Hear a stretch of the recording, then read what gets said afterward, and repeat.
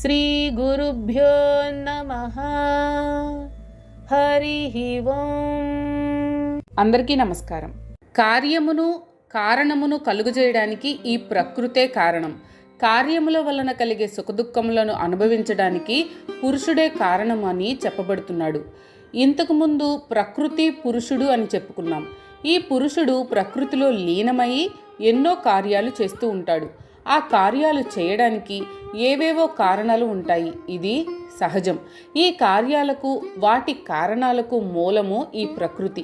ఈ ప్రకృతిలో ఉన్న వస్తువుల కోసం ఏవేవో పనులు చేస్తూ ఉంటాడు పురుషుడు. ఆ పనులు చేయడం వల్ల సుఖము దుఃఖము కలుగుతూ ఉంటాయి. పురుషుడు అనే జీవాత్మ ఆ సుఖ దుఃఖములను అనుభవిస్తున్నట్లు భ్రమ చెందుతూ ఉంటాడు. నిజానికి సుఖము దుఃఖము అనేవి లేవు. అవి కేవలం మానసిక స్పందనలు మాత్రమే. కార్యమునకు కారణమునకు మూలము ప్రకృతి. వాటి వలన కలిగే సుఖదుఖములకు మూలము పురుషుడు.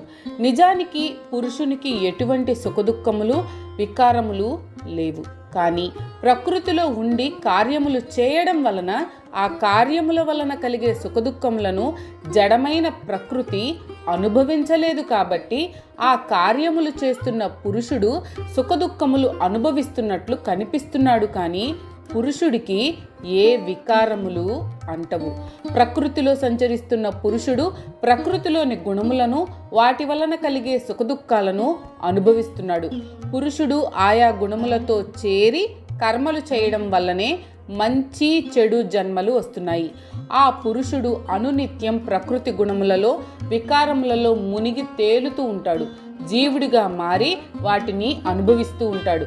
వాటి వలన వచ్చే సుఖదుఖములను పొందుతూ ఉంటాడు.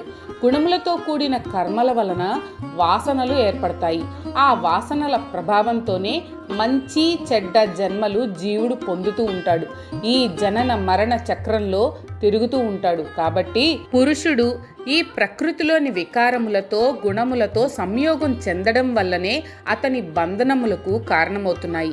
అతనికి ఉత్తమ నీచ జన్మలు కలుగుతున్నాయి. జీవాత్మ అసలు రూపము పరిశుద్ధమైన ఆత్మస్వరూపము. కానీ ఆ ఆత్మ ప్రకృతిలోని రజస్తమో గుణములతో కామ క్రోధ మోహ మొదలగు వికారములతో మలినమై జీవాత్మగా మారి నేను అనే అహంకారాన్ని సంతరించుకుంటుంది. నేను ఇదంతా చేస్తున్నాను, ఇదంతా నా వల్లనే జరుగుతూ ఉంది అని అనుకుంటూ కర్మలు చేస్తూ ఉంది. వాటి వలన కలిగే సుఖదుఖములను అనుభవిస్తూ ఉంది. వాసనలు మూటగట్టుకుంటూ ఉంది. అవే మరుజన్మకు హేతువు అవుతున్నాయి. ఈ పరిస్థితులలో మానవుడు తన విఘ్నత ఉపయోగించి ఈ సంసారం నుండి బయటపడాలి.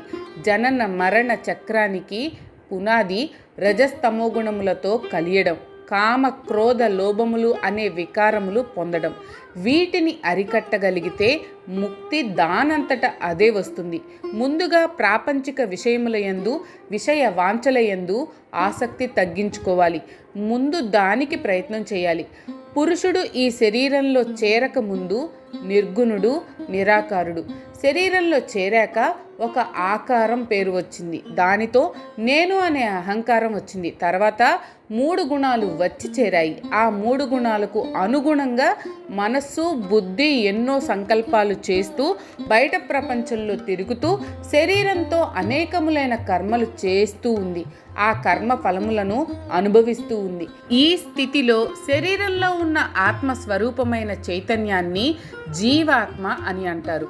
నిజానికి ఆత్మకు ఎటువంటి వికారములు గుణములు లేవు, అనుభవాలు లేవు. కానీ సత్వ రజస్ తమో గుణముల కలయిక వలన మనస్సు బుద్ధి అహంకారాలతో చేరి శరీరంతో పనులు చేయడం వలన సుఖదుఖాలు వస్తున్నాయి అని అనుకుంటూ ఉంటాడు. మానసికంగా శారీరకంగా అనుభవిస్తూ ఉంటాడు. కాబట్టి ఈ సుఖదుఖాలు రాగద్వేషాలు ఎలా వచ్చాయి అంటే స్వచ్ఛమైన ఆత్మస్వరూపము 3 గుణములతో కలవడం వల్లనే వచ్చాయి. మరి దానికి ఫలితం ఏంటి అంటే పునర్జన్మ, జన్మ తరువాత జన్మ. మాటి మాటికి పుట్టడం చావడం, మరలా పుట్టడం. పోని ఈ జన్మలు మంచివా అంటే ఎప్పుడూ మంచి జన్మలు రావు కదా. ఈగ, దోమ, పాము, కాకి, ఎప్పుడు భయంతో వణికిపోయే జంతువుల జన్మ, దెబ్బలు తినే జన్మ, రోగాలతో కృంగి కృషించిపోయే జన్మ, ఇలాంటి జన్మలు కూడా వస్తూ ఉంటాయి. మరి దీనికి మార్గం లేదా అంటే ఉంది. చాలా సింపుల్. మనలో ఉన్న ఈ శరీరమే నేను అనే అజ్ఞానాన్ని, అహంకారాన్ని పోగొట్టుకోవడమే. 3 గుణాలలో కలవకుండా, మమేకం కాకుండా, తాదాత్మ్యం చెందకుండా ఉండడమే. ప్రతిదానికి అతిగా స్పందించకుండా ఉండడమే. ఈ సంసార చక్రంలో ఉన్న అంటీ ముట్టనట్లు తామరాకు మీది నీటి బొట్టులాగా ఉండడమే. పరమాత్మ పురుషుడుగా ఈ దేహంలో ఉన్నప్పటికీ ఆ పురుషుడు వేరు, దేహము వేరు అని మనోబుద్ధి అహంకారాలతో ఈ దేహం చేసే పనులను కేవలం సాక్షిగా చూస్తున్నాడని, మనసుతో శరీరంతో ఏ పని చేసినా పట్టించుకోడని, భరిస్తూ ఉంటాడని, ఆ కర్మల ఫలములను అనుభవిస్తూ ఉంటాడని చెప్పబడింది. అన్నింటికన్నా ముందు మనం గ్రహించాల్సిన విషయం, పరమాత్మ ఆత్మస్వరూపంగా ఈ శరీరంలో ఉన్నాడు. అంటే ఈ శరీరం వేరు, ఈ శరీరంలో ఉండే పురుషుడు వేరు. పురుషుడు పరమాత్మ యొక్క అంశ. పరమాత్మ యొక్క అంశ ఆత్మస్వరూపంగా అన్ని శరీరాలలో ఉంటున్నాడు. మనం చేసే పనులు అన్నీ సాక్షిభూతంగా చూస్తున్నాడు.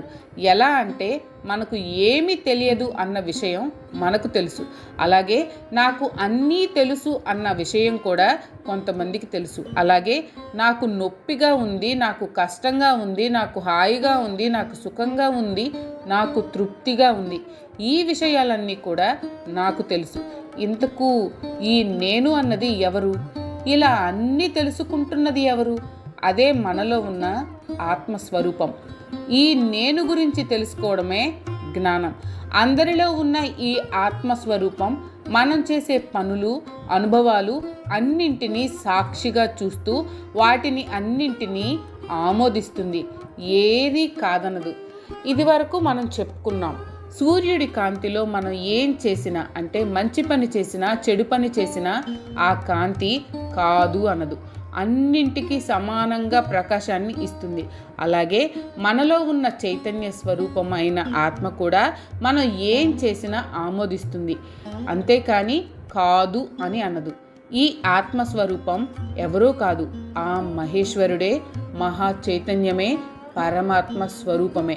అందరి శరీరాలలో ఆత్మస్వరూపంగా ఉన్నాడు అని చెప్పబడింది అని కృష్ణుడు అర్జునునికి ఆత్మతత్వాన్ని గురించి బోధించాడు.